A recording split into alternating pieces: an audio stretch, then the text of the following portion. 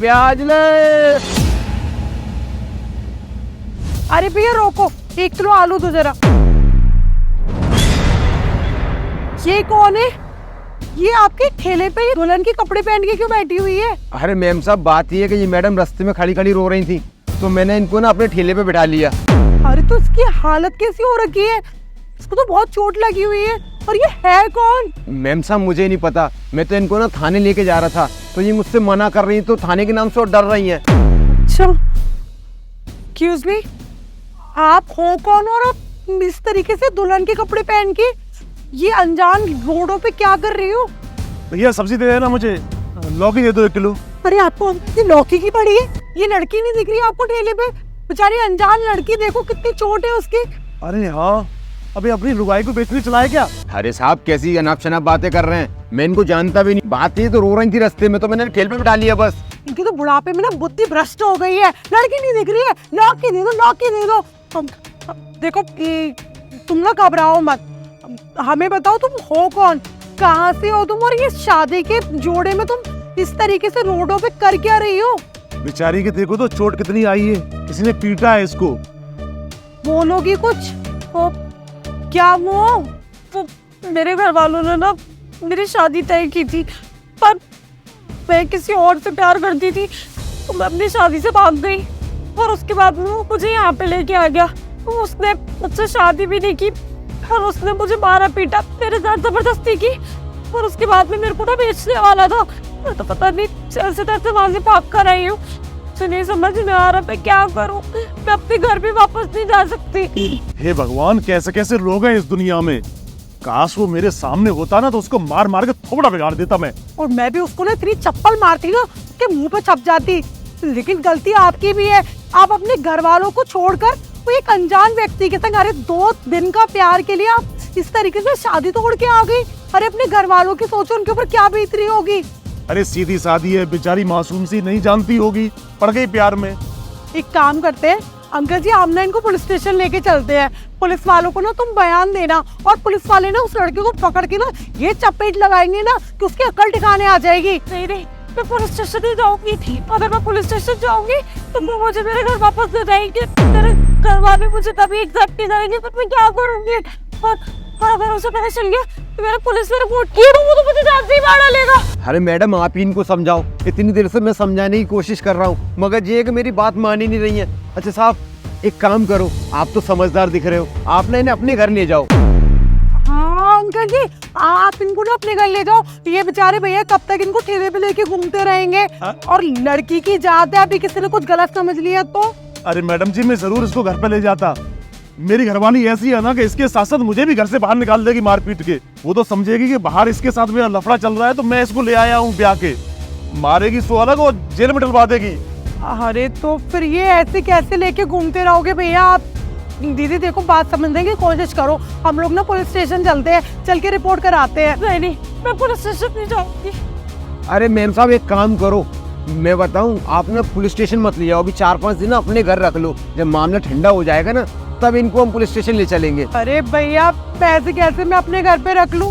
आपको पता ही है कि मैं तो यहाँ पे किराए पे रहती हूँ, और मेरे लैंडलॉर्ड को अगर पता चल गया कि मैं ऐसी किसी अनजान लड़की को, वो भी ऐसी मारपीट की हालत में उठा के ले आई हूँ, वो तो मेरे ऊपर शक करेगा ना। अरे मैम साहब आप महिला हो, आप महिला हो के महिला की मदद नहीं करोगे तो कैसे चलेगा? और कोई कुछ नहीं कहता, महिला को कोई रोक टोक नहीं करता। हाँ मैडम जी, लेडीज को लेडीज की हेल्प करनी चाहिए। रहने दीजिए आप लोग, कुछ मत कहिए किसी से भी। भैया आपको मैं बोझ लग रही हूँ, इसलिए आप मेरे को किसी और के मत्थे पड़ना चाह रहे हैं ना?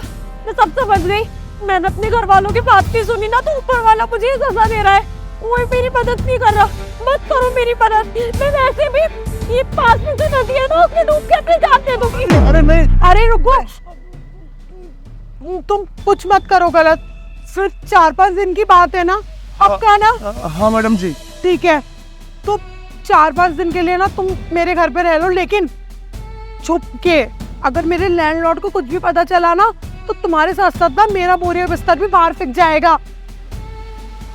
ठीक है, तो फिर चलो, फिर आ जाओ। उतराओ बेटा। मैडम मदद कर दो इनकी। भैया आप ना शाम को 1 किलो आलू भेज देना। जी चलो। मुझे भैया लौकी दे दो। हाँ। अबे एक्टिंग बंद कर दे, गई वो। आज ना अच्छी मुर्गी हाथ लगी है, अच्छे से काटेंगे। एक काम कर, अपन यहाँ से निकलते हैं। जब उसका फोन आएगा ना तो हम चलेंगे उसे लूटने। बिल्कुल।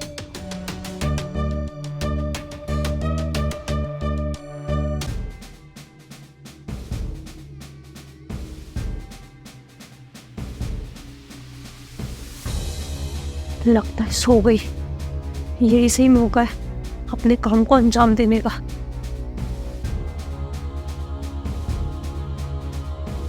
हेलो, हाँ सुनो, तुम लोग ना जल्दी से यहाँ पे आ जाओ। सारा काम हो गया है, मैं सो गई है। यही सही मौका है उसके घर से चोरी करके भाग निकलने का। ठीक है, मैंने ना दरवाजा खुला रखा है, जल्दी से आ जाना। क्या तुम लोग बाहर ही खड़े हो? किसी ने देखा तो नहीं? ठीक है, जल्दी आओ।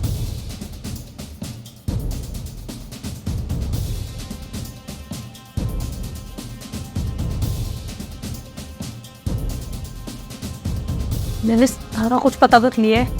सारे के सारे पैसे उस ड्रॉर के अंदर है। जल्दी से लेते और निकलते हैं यहाँ से, क्योंकि सोई है, कभी भी जा सकती है।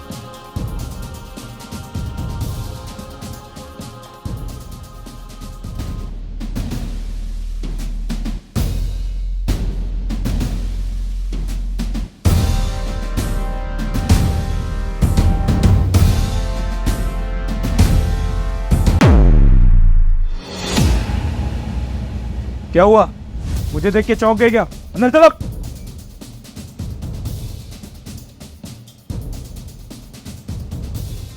तो सो गई थी ना? ऐसा तुम्हें लगा था कि मैं सो गई हूँ? मैं सो जाती तो तुम मेरे घर में से चोरी करके नहीं भाग जाती अपने साथियों के साथ? क्यों सब्जी वाले?